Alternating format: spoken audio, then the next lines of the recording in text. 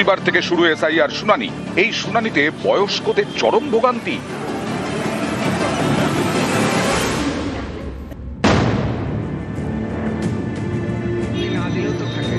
তিনি বিমলাচরণ পাঠক, বয়স 88, হুইল চেয়ারে বসে হাজির হয়েছেন শুনানিতে। পূর্ব বর্ধমানের কাটোয়ার মহকুমা শাসকের অফিসে অশক্ত শরীরে দীর্ঘ অপেক্ষা, এর জেরে ভোগান্তি চরমে। ডিফেন্সের লোক আমি, কারণ আমার নামটা যেখানে ছিল না। আমি 63 সাল থেকে এখানে ভোট দিচ্ছি, কিন্তু 2002 নাম ছিল না। 2002 নাম ছিল কিনা ছিল জানি না। এমএলএ তে ভোট দিয়েছি, যখন এমএলএ হয়েছিল তখনও ভোট দিয়েছি।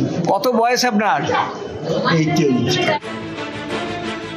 নির্বাচন কমিশনের নিয়ম অনুযায়ী 85 বা বেশি বয়সীদের শুনানিতে যেতে হবে না, তার বাড়িতে যাবেন কমিশনের প্রতিনিধি।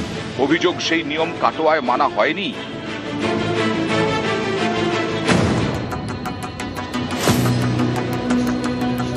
বর্ধমানেও চলে শুনানি, এখানেও ভিড়ে ভিড়, তাই শুনানির ঘন্টার পর ঘন্টা অপেক্ষা। মেজাজ হারালেন এক বৃদ্ধ। যারা আমাদের বসিয়ে রেখেছেন 12:30টায় ডেকে এখনো পর্যন্ত যারা আমাদের কল করেননি, তারা কি বুঝতে পারছেন না যে তাদের পক্ষে কতটা কষ্টকর ব্যাপার, যাদের আমি বসিয়ে রেখেছি। ইনি যদি এখন 9টার ব্যাচে বসে থাকেন, তাহলে আমি তো 12:30টার ব্যাচে বসে আছি, কোন ছাড়। আপনি কোথা থেকে এসেছেন? বর্ধমানে। উপর থেকে এসছি, এইমাত্র টপকালাম।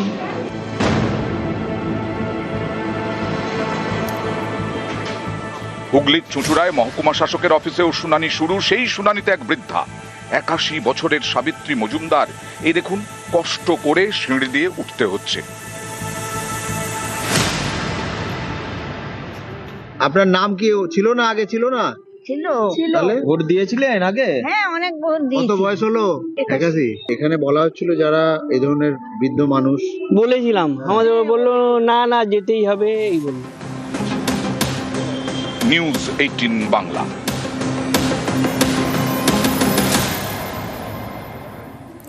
এসআইআর শুনানি নিয়ে তুঙ্গের রাজনীতির চর্চা।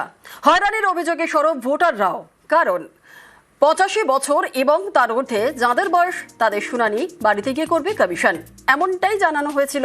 অসুস্থ বা বিশেষভাবে সক্ষম ভোটারদের পৃথক সুবিধা হিয়ারিং এ এখনো পর্যন্ত ঠিক হয়েছে, তাদের শুনানি বাড়িতে গিয়ে করবে কমিশন।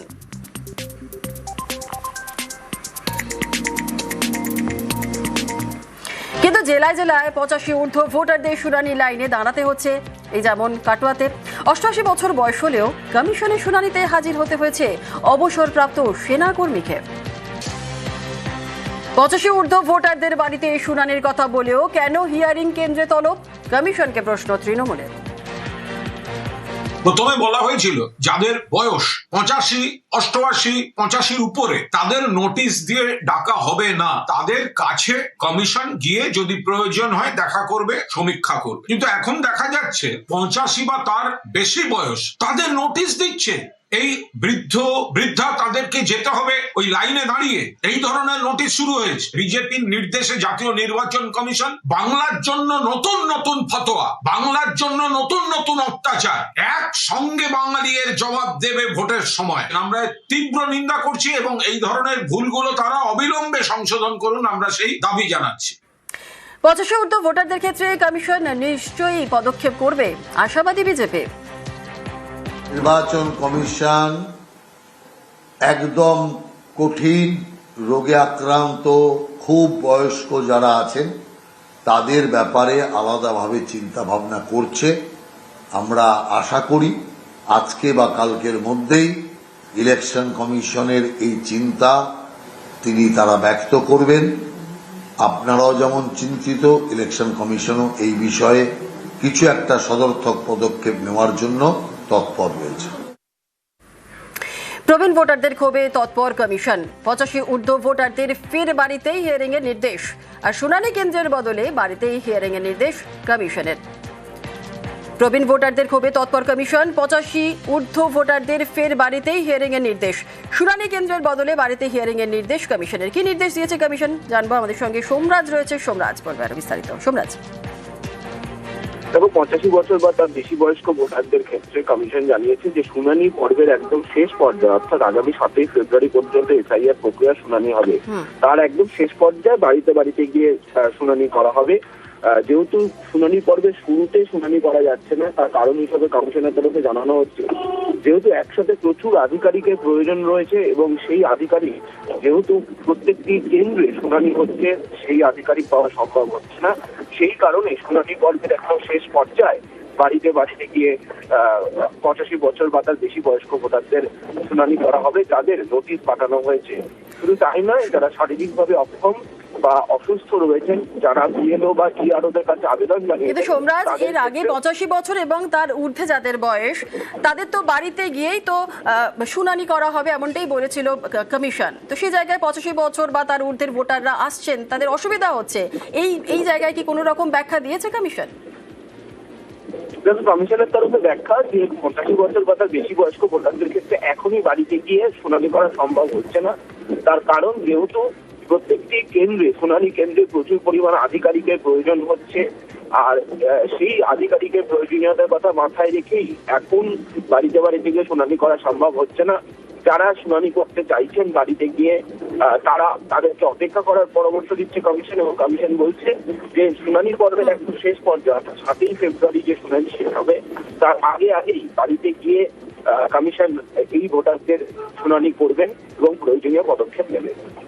একেবারে সোমরাজ, আমাদের সঙ্গে থাকো। আর তালিকায় নাম অ্যাপেও কিন্তু উধাও, কারণ 2002-এর তালিকায় নাম থাকলে হিয়ারিং নয়, অযথা হিয়ারিং এ না ডাকার নির্দেশ দিয়েছে কমিশন।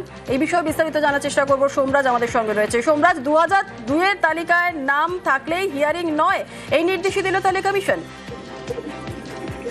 কমিশনের তরফে জানানো হয়েছে যে 2002-এর যে তালিকা, সেই তালিকা হার্ড কপিতে নাম আছে, কিন্তু দেখা যাচ্ছে বিএলও অ্যাপে প্রযুক্তিগত কারণে তাদের নাম ওঠেনি। এই সংক্রান্ত একাধিক ভোটারদের কমিশন হিয়ারিং এ রেখে পাঠিয়েছে। রাজ্যের মুখ্য নির্বাচনী আধিকারিকের দপ্তরের তরফে জেলা শাসকদের নির্দেশিকা দিয়ে জানানো হয়েছে যাদের 2002-এর হার্ড কপিতে নাম রয়েছে কিন্তু বিএলও অ্যাপে নাম নেই, যাদেরকে হিয়ারিং এর নোটিশে ডাকা হচ্ছে, তাদের হিয়ারিং এ আসতে হবে না। ইতিমধ্যেই এই নোটিশ যাদের বেরিয়েছে তাদের নোটিশগুলি ইআরও বা বিএলওদের কাছে রাখার পরামর্শ দিয়েছে রাজ্যের মুখ্য নির্বাচনী আধিকারিক। ইতিমধ্যেই সেই নির্দেশিকা প্রত্যেকটি জেলা শাসক তথা ডিস্ট্রিক্ট ইলেকশন অফিসারদের পাঠিয়েছে। গতকাল প্রথম দিনের শুনানিতে দেখা গেছে যে এই সংক্রান্ত একাধিক অভিযোগ যে 2002-এর তালিকার হার্ড কপিতে নাম রয়েছে কিন্তু তাদেরকে শুনানিতে ডেকে পাঠানো হয়েছে। ভোটারদের তরফে অভিযোগ যে তাদের হেনস্থা করা হচ্ছে, আর এই হেনস্থার যাতে না হয় সেই কারণে রাজ্যের মুখ্য নির্বাচনী আধিকারিকের দপ্তরের তরফে নির্দেশিকা জারি করা হয়েছে। ধন্যবাদ।